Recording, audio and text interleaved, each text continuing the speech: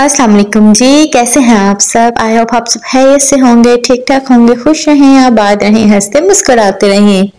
दूध उबालने के लिए ना आधा घंटा भी दूध के पास खड़े रहो लेकिन उसमें उबाल नहीं आता, लेकिन एक सेकंड के लिए अपनी नजरें इधर उधर करो तो वो दूध उछल उछल के अपने पतीले में से बाहर निकल आता है।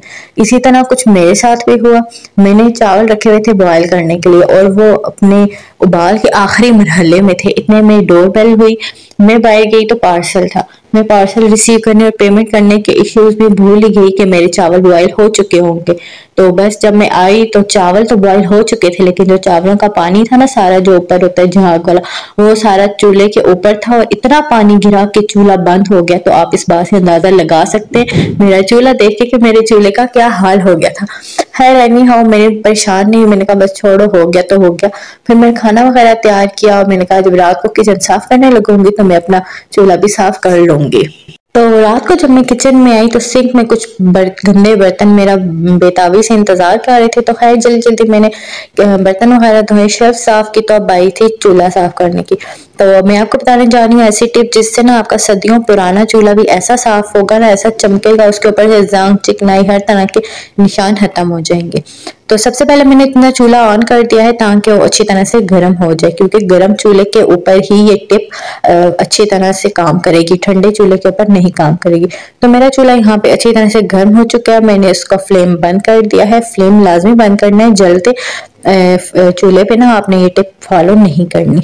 अब जो मीठा सोडा हर घर में अवेलेबल होता है, मीठा सोडा ना जो है ना उसकी अच्छी सी क्वांटिटी लेके, मतलब कि थोड़ा सा ना कंजूसी शंजूसी नहीं करनी है इसमें, अच्छा खासा जो है ना आपने मीठा सोडा लेके पूरे चूल्हे के ऊपर अच्छे से स्प्रेड कर दो। ये नहीं कि जहाँ पे दाग लगा उधर करो, बाकियों पे नहीं। भाई इंसाफी नहीं करनी है चूल्हे के साथ। तो सारे चूल्हे के ऊपर ना आप अच्छे से वो जो मीठा सोडा होता है उसको आप बहुत जगह पे ना उसको खाने का सोडा भी बोला जाता है, मीठा सोडा।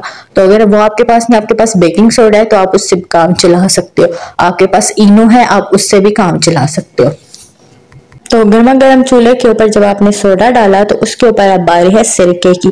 अब आपने सिरका डालना है। अब देखें मैं सिरका डाल रही हूँ तो आप जरा नोटिस करना कि सोडा अभी से ही काम करना शुरू कर जाएगा, कैसे उसकी झाग बनना शुरू हो जाएगी, अभी आप देखते जाएं। मतलब कि ये इतना पावरफुल और ऑथेंटिक तरीका है ना, इससे एकदम मतलब फौरी काम करने लग जाता है। अब ये देखें मैं साथ साथ सिरका डाल रही हूँ, साथ साथ जहां जहां पे सिरका पड़ रहा है ना वहां पे झाग बनना शुरू हो गया और सोडा जो है ना उसने अपना काम करना शुरू कर दिया। तो ये अच्छे से जो है ना सिरका में सारा स्प्रेड कर दूंगी और फिर तकरीबन 5-1 मिनट के लिए इसको मैं छोड़ दूंगी, ताकि सोडा जो है ना वो अच्छी तरह से अपना काम ये दोनों चीजें कर लें और जो चूल्हा है उस पर ज्यादा मेहनत नहीं करनी पड़े। मैं आपको नजदीक करके दिखाती हूँ, आप ये नजदीकी से देखें। अभी से ही वो सारी चीजें जो है ना वो मेल्ट होना शुरू हो गई, जितना इसके ऊपर गन था, और वो सारा जंग शंग उतरने लग चुका है। तो 5 मिनट के लिए हम इसको रेस्ट देंगे और 5 मिनट के बाद जो आपके पास स्क्रबर होता है ना जिसके साथ आप बर्तन धोते हैं, उसकी मदद से हम इस चूल्हे को साफ करेंगे। तो 5 मिनट हो चुके हैं और अब जो है ना मैं स्क्रबर लूंगी और उसके साथ मैं लेमन मिक्स यानी कि जो बर्तन धोने का साबुन होता है उसको लगाऊंगी। कोई भी अगर आपके पास लिक्विड वॉश है अच्छी बात है, अदरवाइज दूसरा जो भी है आपके पास है ना उसके। अब इसकी मदद से मैं अच्छी तरह से इसको साफ करूंगी और आप देखिएगा कि चूल्हे का क्या हाल होता है। चूल्हा तो चमक उठा है। ये जो चूल्हा मैं इस्तेमाल कर रही हूँ ना, ये तो मुझे लगता है कुछ मेरी पैदाइश से भी पहले का, ये बहुत पुराना चूल्हा है, बहुत ही ज्यादा पुराना। तो मैंने इस पे काफी मेहनत, क्योंकि जब मैं ऑलमोस्ट 4 to 5 ईयर्स पहले रावलपिंडी में शिफ्ट हुई थी ना, तो मेरे हस्बैंड ने इसका ऐसा हशर किया हुआ था, क्योंकि वो 2 साल इसको यूज करते हैं ना पहले। तो वो लेके मतलब हमारी शादी से पहले से बाबर इधर ही थे, तो वो इस चूल्हे को इस्तेमाल करते थे, लेकिन उन्हें ये नहीं पता था कि चूल्हा साफ भी करना होता है। तो जब मैं आई थी ना, तो मैं तो चूल्हे को देख के परेशान हो गई थी कि मैं करूँ क्या। तो मैंने इस पे काफी टिप्स ट्रिक्स अप्लाई की, लेकिन कोई भी जो है ना इतना उसने काम नहीं दिखाया जितना इस ट्रिक ने। मतलब अगर आपका सदियों पुराना चूल्हा भी है ना, तो आप उस पे एक दफा के काम से जो है ना आपका काम नहीं चलेगा। क्या आप कहो कि एक दफा हम ये टिप फॉलो करें तो हमारा सदियों पुराना चूल्हा भी साफ हो जाएगा? वीक में ना 2-3 दफा तो आपको ये टिप फॉलो करनी पड़ेगी। तो आपका सदियों पुराना चूल्हा भी अगर हुआ ना, तो उसके ऊपर से हर तरह का निशान दाग धब्बे सब कुछ साफ हो जाएगा। वो बातें तो साथ साथ होती जाएंगी। ये देखें, स्क्रबर से साफ करने के बाद मैंने इसको स्पंज से अच्छी तरह से साफ कर दिया था। फिर अगेन एक दफा मैंने स्पंज को गीला किया और मैंने अपना चूल्हा साफ कर दिया। इसी तरह मैंने जो है ना अपना पूरा चूल्हा साफ किया है। वैसे तो मैं डेली बेसिस पे ही चूल्हा साफ करती हूँ, जब रात को किचन वो कर साफ हो ना मेरा, मतलब कि जब किचन से सारा काम खत्म हो जाए तो किचन साफ करती हूँ, तो उस वक्त मैं डेली चूल्हा साफ करती हूँ। लेकिन ये जो सोडे वाली टेक्निक है ना, ये मैं तभी करती हूँ अप्लाई जब ऐसा कभी दूध गिर जाए या इस तरह से कोई भी चीज हो जाए। बिकॉज हम जो बच्चों वाली माए है ना, कभी ऐसे होता है ना कि हम उसके पास खड़े रहें, लेकिन जब आखिरी मरहल में या तो कोई पीछे हमारा काका रोने लग जाएगा या काके को पॉटी आ जाएगी या कभी क्या, मतलब बच्चों वाली माए तो मेरी इस बात को अच्छी तरह से समझ ही रही होंगी। तो ये इंसिडेंट्स जो है ना हमारे साथ होते रहते हैं। तो ऐसे डिजास्टर जब मेरे साथ हो ना, तो फिर मैं इस टिप को फॉलो करती हूँ और फिर अपने चूल्हे को चमका देती हूँ। ये देख लें फिर मेरे चूल्हे का क्या हशर था और अभी उसका क्या हाल हो गया, बिल्कुल वो चमक रहा है। आपके पास अगर कोई टिप हो तो आप ही कमेंट सेक्शन में जरूर शेयर करें, ताकि जो लोग कमेंट्स पढ़ते हैं या कमेंट्स पढ़ने के लिए आते हैं ना, वो उनके लिए भी हेल्पफुल रहे। तो मेरी इस टिप को जरूर फॉलो कीजिएगा। मुझे कमेंट सेक्शन में जरूर बताना है कि आपको मेरी ये टिप कैसी लगी और आपके लिए ये कितनी हेल्पफुल थी। यहाँ ना मैं मैक्रोनी बनाने लगी थी, तो सोचा क्यों ना रेसिपी आप लोगों के साथ भी शेयर कर लूं।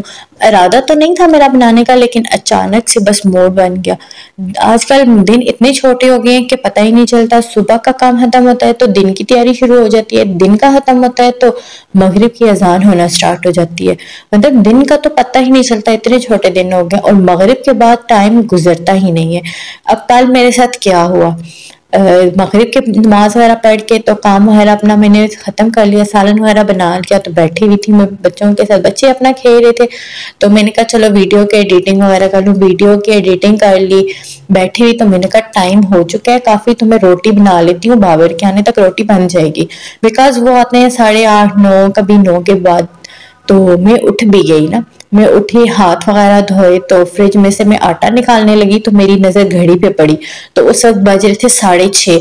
मैंने कहा फरवा तो सत्या गई है, 6:30 बजे कौन सी रोटी है, मतलब बाबर के आने तक तो उसमें पापड़ बन जाना था। मतलब मेरे जहन में ये था कि काफी टाइम हो चुका है, मैं बैठी हुई हूँ तो 9 तो बजने ही लगे होंगे। इतना टाइम जो है ना वो रुक जाता है मगरिब के बाद। अब आहिस्ता आहिस्ता ठंड भी काफी ज्यादा होती जा रही है और मगरिब के बाद तो काफी ज्यादा ठंड लगती है। तो इंसान का मूड होता है ना, कुछ क्रेविंग हो रही होती है मगरिब के बाद के बस कुछ बिस्तर में बैठो, हीटर के पास बैठो तो कुछ ना कुछ साथ खाते रहो ना। तो बस मैंने कहा उठ के मैक्रोनी बना लेती हूँ। तो कुछ वेजिटेबल्स मेरे पास पड़ी हुई थी, तो उनको जल्दी जल्दी मैंने बारीक बारीक चॉप कर दिया, ठीक है। और मैंने इसमें इस्तेमाल किए थे मटर, बंद गोभी, गाजर और शिमला मिर्च मैंने इस्तेमाल की थी। आलू मैंने इसलिए नहीं इस्तेमाल किया ना क्योंकि हर दूसरी चीज में ना हम लोग आलू यूज कर रहे हैं। अभी थोड़ी देर पहले मैंने बच्चों को फ्राइज बना कर दे दिए, फिर कोई ना कोई सालन, आलू गोश्त, आलू मटर, इस तरह आलू वाले चावल, तो ये चीजें बनती रहती है ना। फिर आलू मैंने कहा चलो आज मैं आलू नहीं डालती हूँ। तो बस फिर मैंने जल्दी से लहसुन को ऑयल में फ्राई कर किया 2 मिनट के लिए, ताकि वो अच्छे से उसका जो है ना उसकी खुशबू भी आ जाए, उसका कच्चापन भी खत्म हो जाए। जैसे ही वो ब्राउन हुआ तो मैंने उसके अंदर जो मेरी वेजिटेबल से कटी हुई वो मैंने डाल दी थी, और साथ ही मैंने प्याज लच्छे में काटा हुआ था तो वो प्याज भी मैंने साथ ही शामिल कर दिया था इसमें।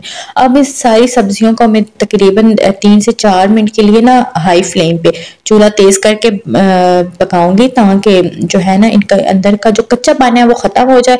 और ज्यादा इसको नहीं पकाऊंगी बिकॉज फिर मैक्रोनी में जो इनकी क्रिस्पीनेस होती है ना वो खत्म हो जाती है, तो वो टेस्ट नहीं आता। इसलिए बस 2 से 3 मिनट के लिए मैं इसे हाई फ्लेम में बनाऊंगी। फिर साथ ही मैं इसमें नमक, काली मिर्च, सिरका, सोया सॉस, चिली सॉस डालूंगी। और ये अचारी मैक्रोनी में बना रही हूँ तो मैं इसमें डालूंगी अचार। मेरे पास जो है ना वो नेशनल का क्रश्ड अचार है, जो कि मैं हर महीने अपनी ग्रोसरी में लाती हूँ, तो मैं उसी को डालती हूँ। ये मेरी अपनी डिश है, ठीक है, मैंने अपनी खुद इजाद की हुई है। तो मैंने एक दफा बनाई थी तो मुझे काफी पसंद आई और घर में भी सबको बड़ी पसंद आई थी। तो फिर मैं इसलिए बनाती हूँ ये वाली, क्योंकि बच्चे भी शौक से खाते हैं। तो बच्चों के लिए फिर मैं स्पाइस थोड़ा कम करके उनको उनके लिए निकाल लेती हूँ। लेती हूँ अलग से, और बाकी में फिर मैं थोड़ा सा स्पाइस टेस्ट कर लेती हूँ। तो जो दूसरा अचार होता है ना जिसमें वो साबुत साबुत चीजें सारी पड़ी हुई होती हैं, तो वो तो मैं रिकमेंड नहीं करूंगी इसमें डालने, क्योंकि फिर वो पूरी पूरी चीज आपके मुंह में आएगी। लाइक अगर गाजर है, शलजम है, या वो जो कच्चा आम और लसूड़े वगैरह होते हैं, फिर वो पूरे पूरे सामने आए हुए वो अच्छे नहीं लगते। तो ये क्रश्ड अचार काफी अच्छा है ना, मतलब इसका टेस्ट इतना मजे का हो जाता है ना, इतना इनहेंस हो जाता है मैक्रोनी में, और बिल्कुल पता भी नहीं चलता कि आपने अचार इसमें डाला हुआ है। सारी चीज़ें फिर इसमें मैंने डाल के ना इसको तकरीबन टोटली जो है 5 मिनट्स के लिए मैंने कुक किया। साथ ही मैंने एक कनौर का क्यूब भी डाल दिया था, ताकि टेस्ट इसका और जो है ना इसका फ्लेवर इन्हेंस हो जाए। इसमें कोई चिकन, कोई बीफ, कोई मैक्रोनी कीमा मैंने ऐड नहीं किया, सिर्फ क्योंकि ये अचारी मैक्रोनी है तो इसमें सिर्फ वेजिटेबल्स ही जाएंगे। अगर और आप चीज़ें डालोगे तो फिर बाकी उन चीज़ों का टेस्ट आएगा। तो अगर आपके पास और वेजिटेबल्स हैं या और कोई आपको पसंद है तो आप इसमें बाकी भी अपनी मर्जी के वेजिटेबल्स ऐड कर सकते हो। लाइक ग्रीन बीन्स आप डाल सकते हो, आलू डाल सकते हो, फूल गोभी आप इवन के डाल सकते हो, लेकिन बॉइल्ड हुई भी कच्ची आपने नहीं डालनी है। और साथ ही दूसरे चूल्हे पे मैंने मैक्रोनी को भी उबाल दिया था, और मैक्रोनी उबालने के लिए ना पानी मैंने लिया था, उसमें मैंने 1 चम्मच नमक, 1 चम्मच ऑयल डाल के उसको अच्छे से बॉयल होने रख दिया। जब वो पानी जो है ना उसमें बॉयल आ गया था, तो फिर उसमें मैंने मैक्रोनी डाली। ठंडे पानी में या गर्म पानी में नहीं, उबलते हुए पानी में मैक्रोनी डाल के उसको 4 से 5 मिनट के लिए आपने जो है ना उसमें उबलने देना है। उसके बाद आपने उसका पानी गिरा देना है, उसको ठंडे पानी में से मैक्रोनी को गुजारना है, मतलब आप उसके नलके के नीचे रख दें, ठंडा पानी से गुजार के देन किसी भी बड़े पतीले में आप उस मैक्रोनी को डालें और उसमें 1 से 2 चम्मच ऑयल की डाल के मिक्स कर दें। इस तरह से ये होता है ना कि आपकी मैक्रोनी चिपकती नहीं है, जुड़ती नहीं है, खिली खिली रहती है। अक्सर लोग यही कंप्लेन करते हैं ना कि हम इतनी मेहनत से मैक्रोनी बनाते हैं लेकिन वो चिपक जाती है, तो इसी वजह से चिपकती है कि आप उसको नमक लगा के नहीं, सॉरी ऑयल लगा के नहीं छोड़ते। आप ऑयल लगा के छोड़ें तो उससे मैक्रोनी आपकी चिपकेगी नहीं, बल्कि खड़ी खड़ी खिली खिली रहेगी। वेजिटेबल्स जैसे ही मेरी रेडी हो गई थी तो मैंने इसमें जो बॉयल की हुई मैक्रोनी थी वो इसमें मैंने डाल दी थी।